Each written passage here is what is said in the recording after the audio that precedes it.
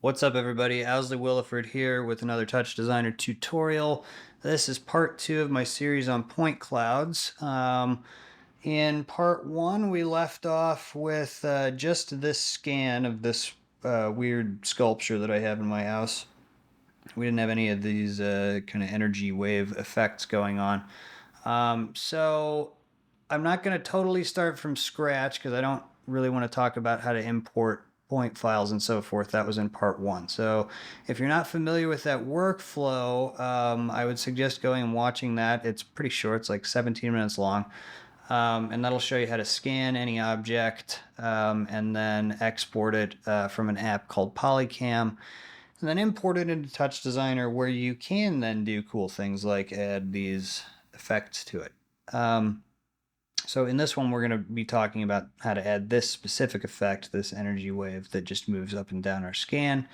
And we'll have to cover a couple basic kind of RGB math concepts just to be able to do it. But I'm going to delete all the effects out, so that will put us back at where we left off at the end of the last tutorial.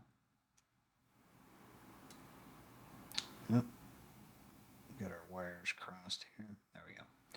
So if you've seen part 1, you should recognize this. This was a sculpture in my house that I scanned with Polycam, brought into Touchdesigner, and then we made this setup that you see here, with the exception of this chop down here. We use that, we're going to animate something with that later.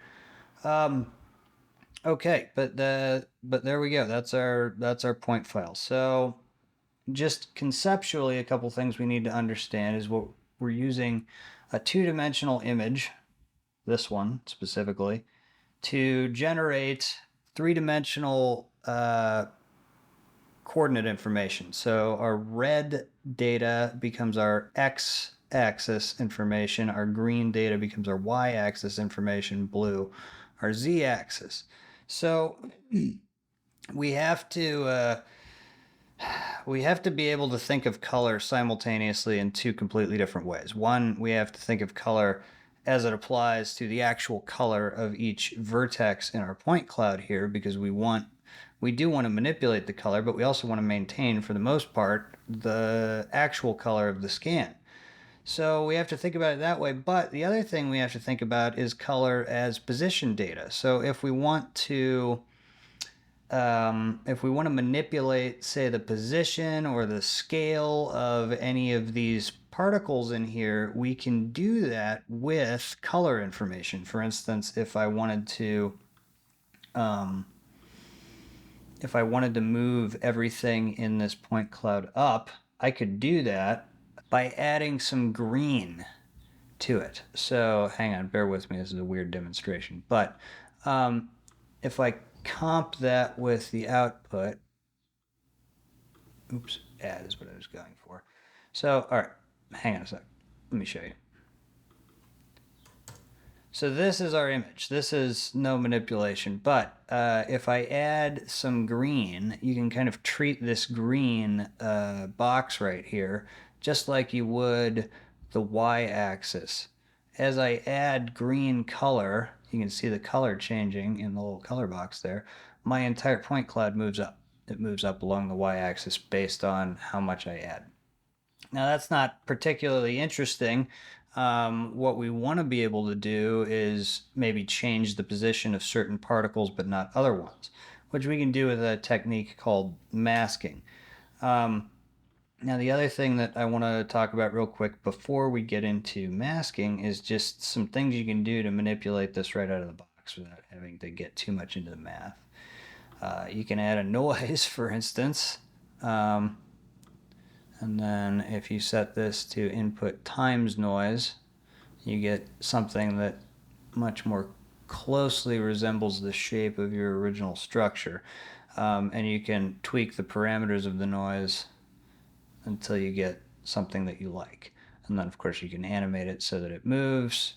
But that's a cool thing that you can do. And also, we're going to take noise and we're going to incorporate it into an effect that only messes with part of the pixels. So just a little side note before we really get in here. So All right, so the masking technique, this borrows heavily from a tutorial by, I don't know his real name, but his online name is B2BK. He's an absolute wizard at Touchdesigner, so thank you. All credit to him for this technique. What we're going to do is set up a threshold. And we're going to, hang on, I'm going to set up a demonstration, and this is where it gets a little confusing. I'm going to show you which pixels are being selected by our threshold by changing the color of them and not doing anything else. So I'm using color as position data to change color as color data. So it's kind of why I wanted to do this, because there are tutorials on this out there already, but they're a little confusing. So I just want to spend a little time on these concepts. So hang on, let me wire this up. What we need is an add top in the middle of our color chain down here. All right, so nothing happened.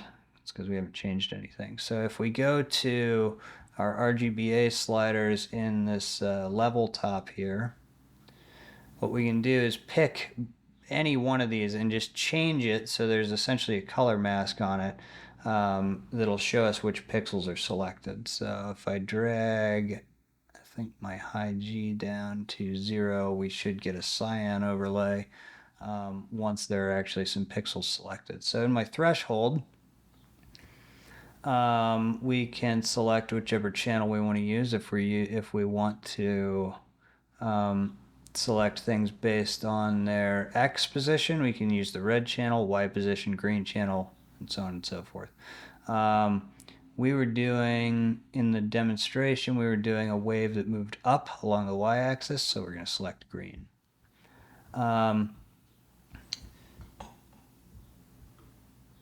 Okay, so you're kind of getting a picture of what's going on here. Based on where the threshold is set, more or less of the pixels are selected. And if you look at this level top, you can see the 2D image version. What I like to use, because it gives us a clean line, is the not equal comparator here. And then you're not seeing anything because nothing is selected. What we have to do is widen what it allows to pass the threshold a little bit here. So if I adjust the soften here, then we start to get pixels that fall within our not equal comparator here. And then as we move our threshold up and down, you can see now we have a very clear line, which is pretty cool. And I thought I was going to get a cyan overlay. It looks like I got a magenta one.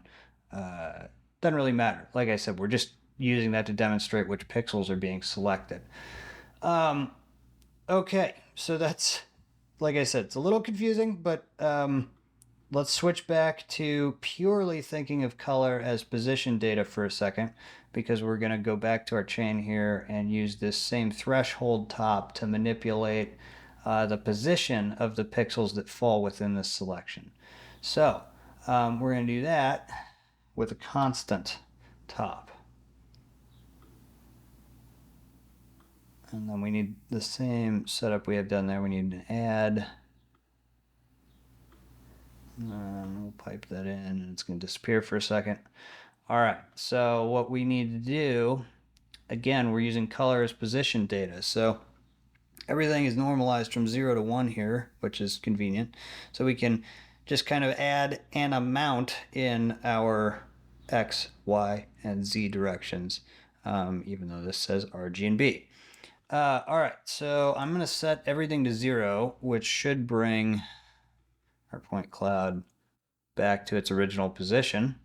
And then just to demonstrate, actually, hang on, there's one more thing. I always forget to do this. In constant, we need to go to output, comp with input. Beautiful. Okay. Now, if we had started adjusting things, it would have moved the entire cloud up and down again. But if you do that, you're good. It'll only do the part hit by the threshold here. Okay. Anyway, back to our color. So let's say we want all the pixels in that stripe to move to, let's say we want them to move to the left, because I think this illustrates the point pretty well. Because you can't add a negative red value and have a color that makes sense. You can't get any more black than black. So if I add negative numbers here, you'll notice that my color box here doesn't change because the computer can't conceptualize, less than 0 in terms of red data. But since it's position data that it's creating, it still works. So if we want to move pixels to the left on the x-axis, we can do that with a negative value in our red. Same thing, we can add positive values to move it to the right. And then same thing on our other axes. We can move up, we can move down, and let me move the threshold a bit so that you can kind of see what's happening here. So if I actually move this, then you can see all the pixels in that pink stripe are now not only turning pink, they're also moving up a bit. So pretty cool. And now what we are going to do with this sine wave here, as you may have guessed, is we're going to animate the threshold. Now I looked through and found a good range based on the size of my point cloud. You'll have to adjust this based on whatever you wind up scanning, but just set your range to get it to move kind of from the top to the bottom and not too far outside. Otherwise, your wave will just disappear. So anyway, I just grabbed a sine wave, set it to the length of the timeline, and added a math, and then we're good to go. So on my threshold, I'm going to animate the threshold itself, and it should move up and down from the range that I had. Cool. And now you can see that happening in real time. So if I mess with this constant here, let's say I want to also have them move to the left, you can see it. You can see the behavior happening in real time.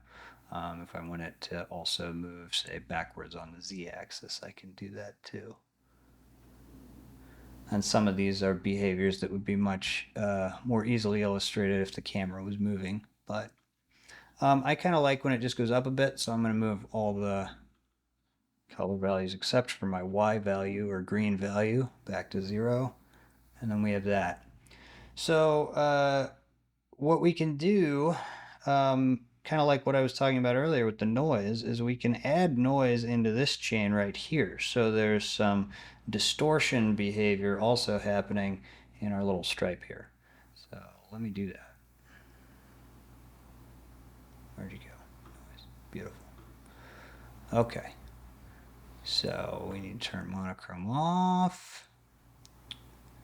And then we need to go to our output, and I believe we need that to be input times noise. Boom, there it is.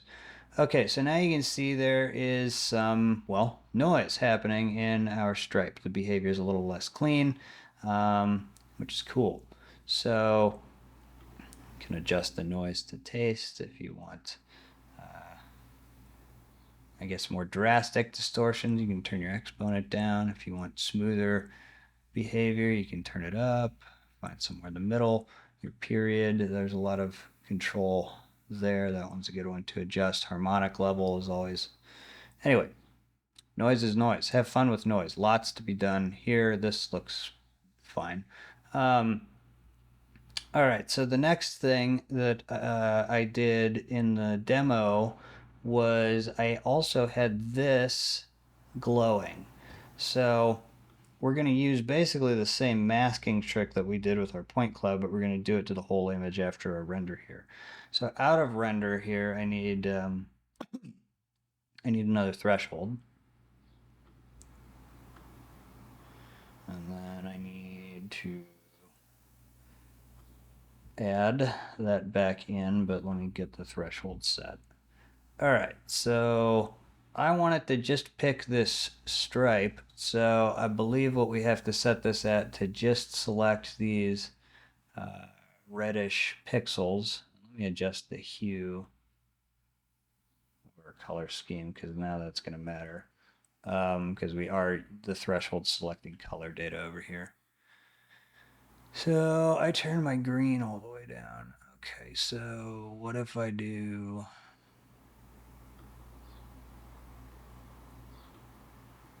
green all the way down, blue all the way down.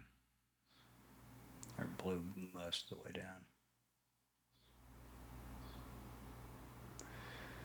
That's fine. Okay, so now we have a more red kind of structure.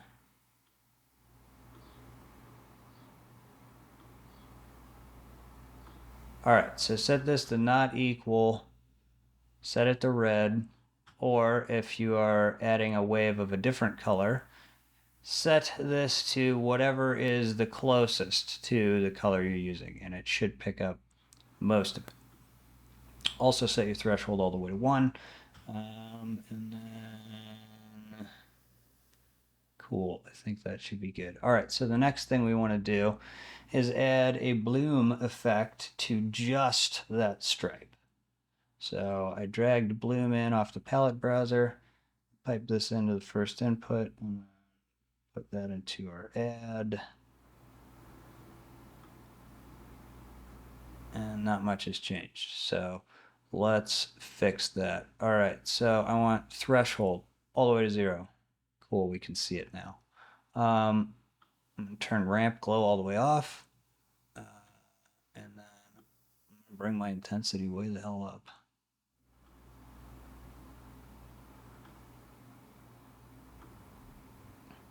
Blue glow is kind of cool. Since we have a red stripe, maybe we want to do a red glow to kind of keep things consistent. White is always good, although I'm not crazy about it here. Let's go with red. And then you can adjust the intensity to taste. You can mess with the glow level, your bloom level, you know, how tight you want that shape to cling.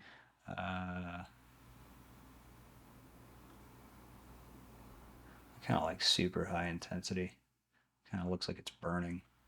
But yeah, once you have this dialed in, you can mess again with the you know, the color of your wave here. Other things you can change if you want your wave to move side to side. You can change the axis of your threshold from green to red. Like I said, you got to watch the range because it'll just disappear on you for a minute. I have that range set up for vertical, but you can still see there's the wave. Blue, you can do, it's going back and forth on the z-axis. Kind of cool, but again, I don't really have the range tuned. So let's go back to the up and down, which we are tuned for, and then just show you some other things you can do. If you want the stripe to be bigger, soften your threshold. And now you get this nice melty, yeah, that's pretty sexy. And, you know, adjust your noise once you have your coloration set. Go back in, see if maybe a different noise setting looks good. Play with all this. Mess with your translate. Maybe now that you've got the bloom effect, it'll look good if it moves out to the side a bit.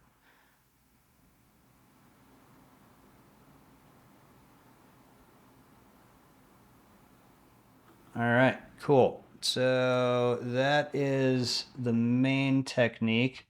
Just for the hell of it, let's also look at it with a scan of a room.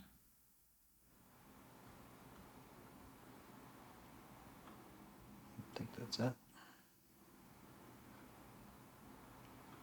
All right, so let me just move some stuff around so we can actually see.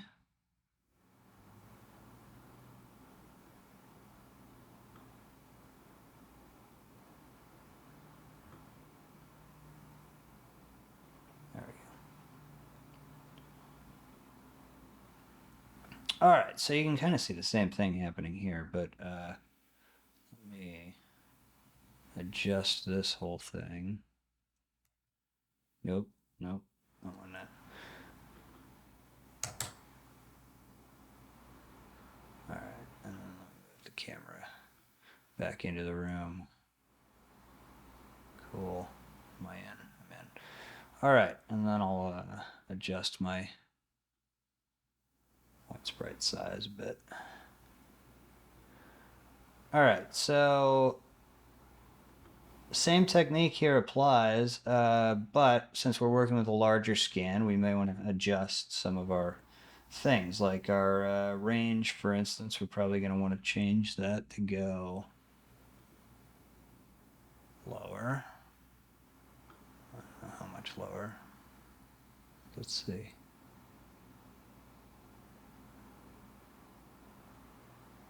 A little more. And then probably a little higher too.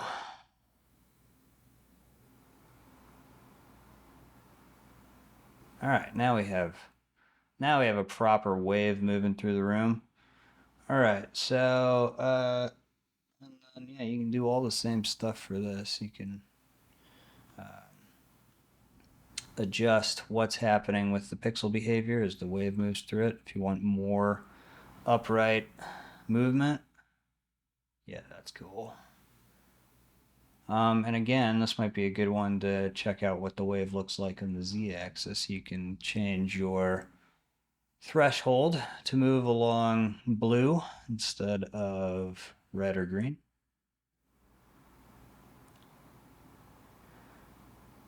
Yeah, cool. There you go. That's how you add a nice energy wave to your 3D scans. We'll talk more in the next part about how to do some twists and various other translations, and start adding some cool Touchdesigner elements like feedback loops into the mix. All right, see you at the next one.